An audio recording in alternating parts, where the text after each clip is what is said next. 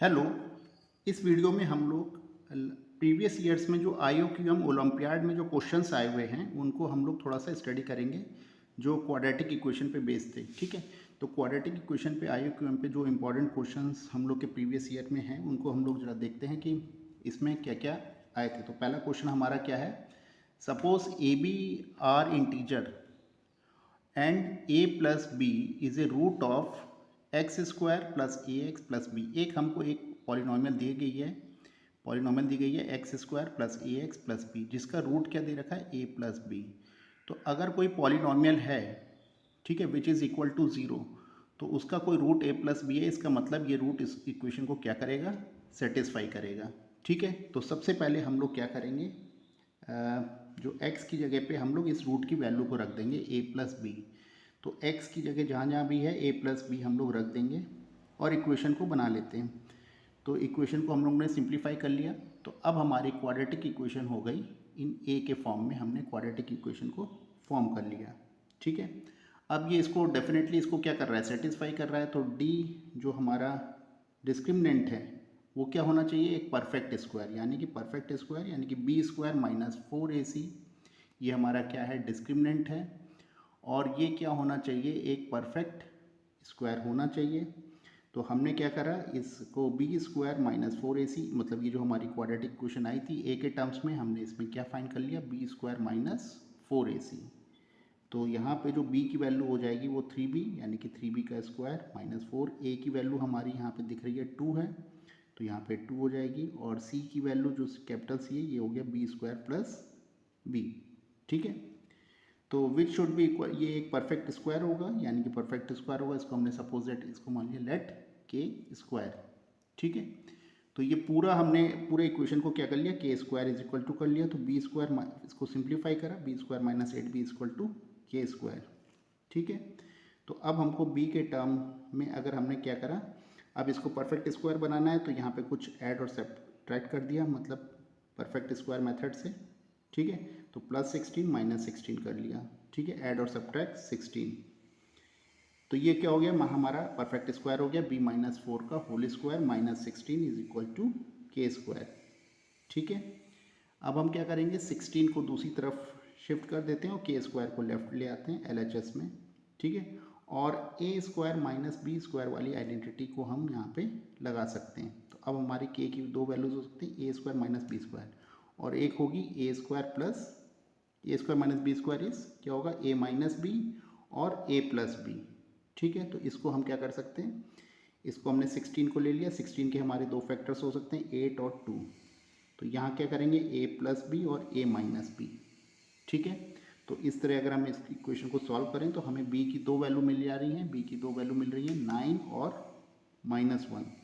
Definitely अब इस 16 के दो और फैक्टर भी हो सकते हैं, यानी कि ये 4 स्क्वायर भी हो सकता है। तो अगर ये 4 स्क्वायर है तो ये क्या होगा, प्लस माइनस 4 होगा। तो फिर से अगर हम लोग b की वैल्यू पता करें तो b की वैल्यू अब हमारी आ जाएंगी 0 और 8, यानी कि b की हमारी चार वैल्यूज आ रही हैं, -1, 0, 8 एंड 9। लेकिन हमें क्वेश्चन में क्या पता करना था, find the maximum value of the b। तो हमें b की मैक्सिमम वैल्यू पता करनी है।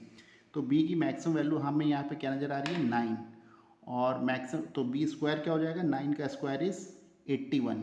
तो यही हमारा फाइनल आंसर होगा। ठीक है, अब हम एक और एक क्वेश्चन को देखते हैं जो प्रीवियस ईयर में आया हुआ था। ठीक है, यहाँ पे हम इस क्वेश्चन में देख रहे हैं, if 1, 2, 3 are the roots of the equation, ये बाई क्वाड्रेटिक इक्वेशन है, x की power 4 ax square plus b x is equal to c, find the value of c। और 1, 2, 3 इसके क्या हैं, रूट्स हैं, 1, 2, 3 रूट्स हैं, यानी कि अब ये x की पावर 4 है, इसके कितने रूट्स होंगे, 4 रूट्स होंगे, लेकिन 3 रूट्स हमें दिए गए हैं, 1, 2, 3।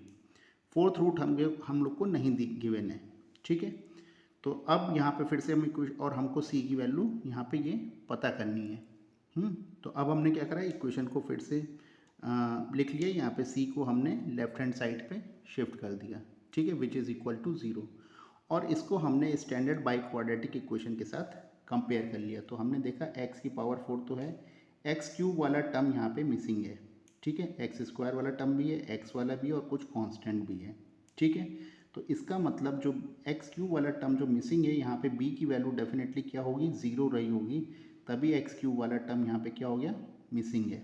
बाकी कंपेयर कर लिया तो ए की वैल्यू हमको आ गई 1, बी की वैल्यू आ गई हमारी 0, सी की वैल्यू आ गई स्मॉल ए, और कैपिटल डी जो हमारा है इसकी वैल्यू आ गई स्मॉल बी, और जो हमारा कांस्टेंट ई जो हमारा कांस्टेंट है वो क्या आ गया, -c। तो अब हमें सारे जो कोएफिशिएंट्स हैं उन सब की वैल्यू हमको पता चल गई, वेरिएबल के जितने भी कोएफिशिएंट्स थे ए बी सी डी ई की वैल्यूज़ हमें मिल गई हैं। अब हम लोग डायरेक्ट फार्मूला लगा सकते हैं, सम ऑफ ऑल रूट्स का जो फार्मूला होता है हम लोग क्या जानते हैं, -b/a। तो b की वैल्यू तो हमारी 0 थी, तो सम ऑफ ऑल रूट्स की वैल्यू क्या हो जाएगी, 0। ठीक है, तो सम ऑफ ऑल रूट्स क्या होते हैं, alpha plus beta plus gamma plus delta. ठीक है, तो लेकिन हमें 3 रूट्स तो दिए गए थे, चौथा रूट नहीं दिया गया था। चौथा रूट हमने मान लिया, लेट हमारा चौथा root, fourth root is alpha. ठीक है, और इन सब का सम इज इक्वल टू क्या है, 0। तो इसका मतलब 1 + 2 + 3 6 + अल्फा इज इक्वल टू 0। तो अल्फा की वैल्यू क्या मिल जाएगी, -6। तो हमें फोर्थ रूट मिल गया, फोर्थ रूट इज -6। तो अब हमें इस तरह चारों रूट्स पता चल गए। अब दूसरा क्या दिया गया है, दूसरा फॉर्मूला हम जानते हैं, product of all roots, product of all 4 roots. ठीक है, प्रोडक्ट ऑफ ऑल 4 रूट्स का फॉर्मूला होता है E/A। ठीक है, तो यहाँ पे अल्फा बीटा गामा डेल्टा यानी कि 1 2 3 3 रूट तो दिए गए थे, अल्फा को मल्टीप्लाई करेंगे which is equal to -c। तो अल्फा की वैल्यू हमने कितनी निकाली थी, अल्फा की वैल्यू हम लोग को पता थी -6 है। ठीक है, तो अल्फा की वैल्यू हमने -6 रख दी, -36 इज इक्वल टू -c। तो c की वैल्यू हमारी कितनी आ गई, 36 आ गई। तो इससे हमें c की वैल्यू मिल गई। क्लियर है। अब एक और एक IOQM ओलंपियाड में ही आया था, ये भी अच्छा क्वेश्चन था।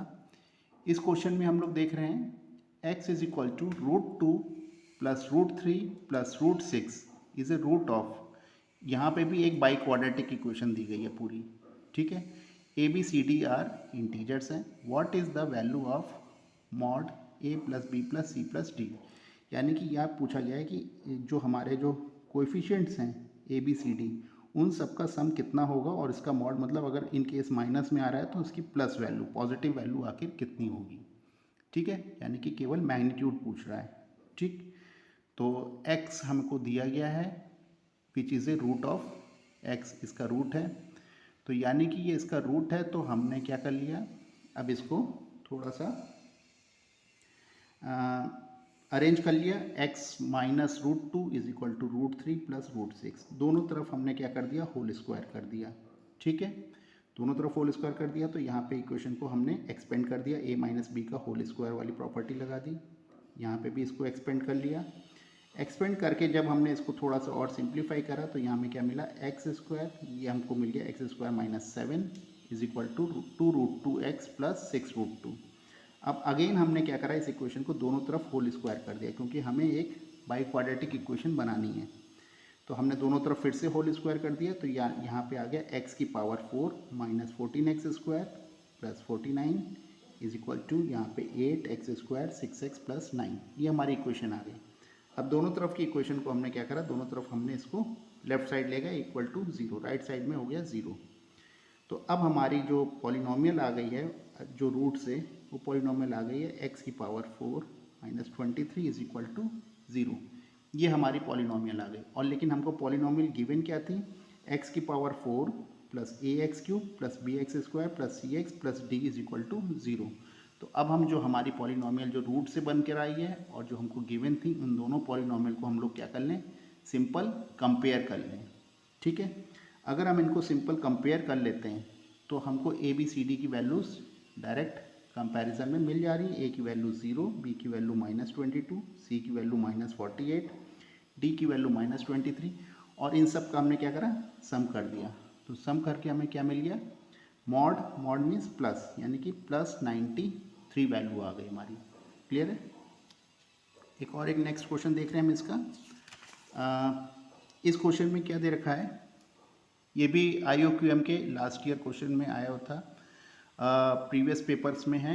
It is a given that equation x² + ax + 20 is equal to 0 has integer root. ठीक है, what is sum of all possible value of a. ठीक, अब फिर से इक्वेशन देखते हैं। ये एक क्वाड्रेटिक इक्वेशन दी गई है, इसके इंटीजर रूट्स हैं।